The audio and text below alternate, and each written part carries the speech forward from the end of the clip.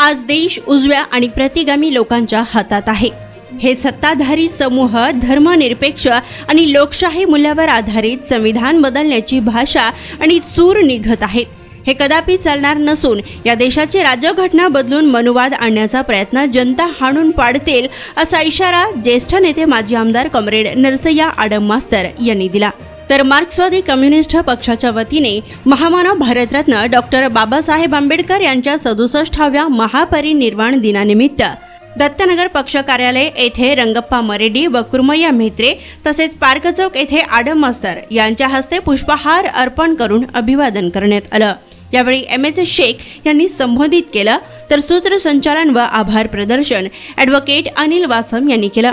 तर या प्रसंगी नसीमा शेख, शेवंता देशमुख, सुनंदा बल्ला, लिंगवा सोलापुरे, वीरेंद्र पद्मा, बाळकृष्ण मल्याळ, विजय हरसुरे, नागेश म्हेत्रे, नरसिंग म्हेत्रे, दाऊद शेख, जावेद सगरी, अभिजित निकंबे, दत्ता चव्हाण, प्रदीप मरेड्डी, बजरंग गायकवाड, बालराज म्हेत्रे, सिद्धराम गडगी, युसुफ शेख, संजीव ओंकार, गोपाळ जकलेर, मल्लिकार्जुन बेलियार, सनी आमाटी, अंबादास बिंगी, नितीन गुंजे, गंगाराम निंबाळकर, अंबादास गडगे आदींसह इतर कार्यकर्ते मोठ्या संख्येने उपस्थित होते।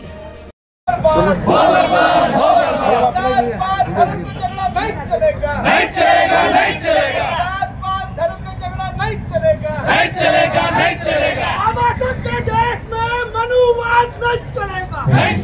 नहीं चलेगा। बाबा साहब के देश में मनुवाद नहीं चलेगा, नहीं चलेगा, नहीं चलेगा। संविधान की रक्षा कौन करेगा? हम करेंगे, हम करेंगे। संविधान की रक्षा कौन करेगा? हम करेंगे, हम करेंगे। आघाडी मजबूत होणं,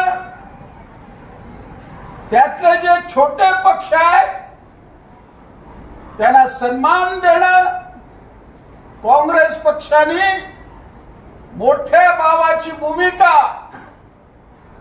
त्यांनी योग्य रीतीने बजावलं पाहिजे।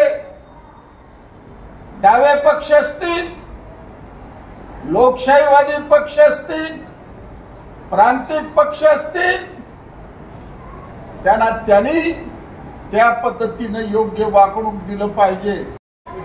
आणि त्यासाठी या संविधानापासून तर या देशाची परिस्थिती बदलण्यामध्ये त्यांनी आटोकाट प्रयत्न केलेले आहे।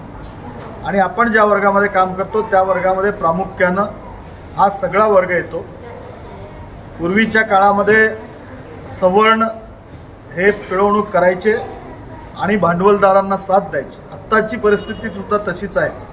आज देशामध्ये नरेंद्र मोदीचं भाजपचं सरकार आहे आणि या सरकारची जाणीवपूर्वक असा प्रयत्न राहिलेला आहे की या देशामधलं आरक्षण पूर्णपणे संपवून टाकायचं आणि त्या दृष्टीने खाजगीकरणाचा मोठा सपाटा यांनी लावलेला आहे। त्याच्या आधीच्या सरकारने सुद्धा भांडवलदारांना साथ देऊन या देशामधल्या सर्वसामान्य जनतेला बाजूला सारण्याचा प्रयत्न केला।